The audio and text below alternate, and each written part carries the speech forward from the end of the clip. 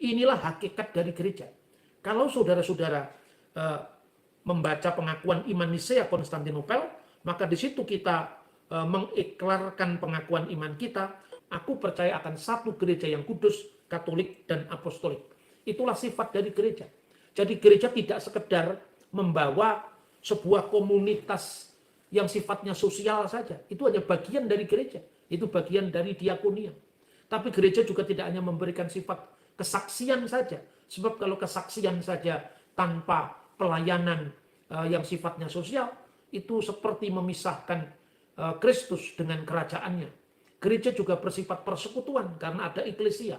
Maka gereja yang sesungguhnya adalah gereja yang memiliki kesaksian iman tentang Yesus Kristus sebagai jalan dan kebenaran dan hidup, dan tidak seorang pun yang sampai kepada Bapa kalau tidak melalui aku. Kalau gereja kehilangan misinya sebagai gereja yang bersaksi, gereja yang memberitakan Injil, maka gereja seperti itulah yang nantinya akan ditinggalkan. Sebagaimana gereja-gereja di Eropa yang sepertinya kehilangan kesaksian tentang Injil demi pluralisme, demi masyarakat modern, maka misi gereja yang utama memperkenalkan Yesus Kristus diganti dengan teologi lingkungan hidup, diganti dengan teologi sosial. Nama Yesus seolah-olah harus dikompromikan, disembunyikan hanya untuk menghadirkan pelayanan sosial. Apa bedanya gereja dengan LSM? Kalau berbicara tentang misi gereja, kemudian di dunia barat seringkali menjadi terdangkalkan hanya teologi lingkungan hidup atau ekologi sejak konferensi Stockholm tahun 1970-an. Lalu seolah-olah misi gereja hanya nanam pohon saja. Kalau seperti itu, kita akan kalah dengan filosofi orang Jawa yang memiliki landasan pemikiran tentang memayu hayuning bawono. Apa bedanya? Orang Jawa memiliki pandangan tentang lingkungan yang jauh lebih harmonis, yang jauh lebih menyatu dengan alam, ketimbang gereja yang di masa-masa tertentu pernah melakukan eksploitasi terhadap alam. Kalau hanya itu tidak perlu kita harus belajar dari gereja. Kita cukup belajar daripada kearifan lokal di Jawa, di Sunda, di agama-agama suku sudah cukup.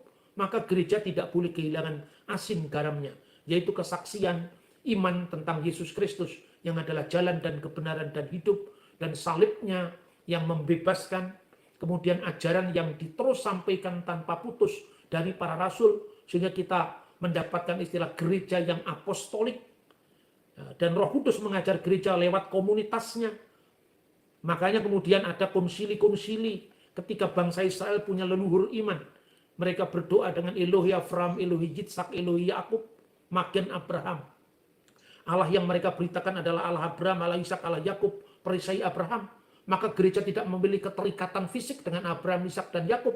Kita memiliki keterikatan secara rohani dengan bapak-bapak gereja.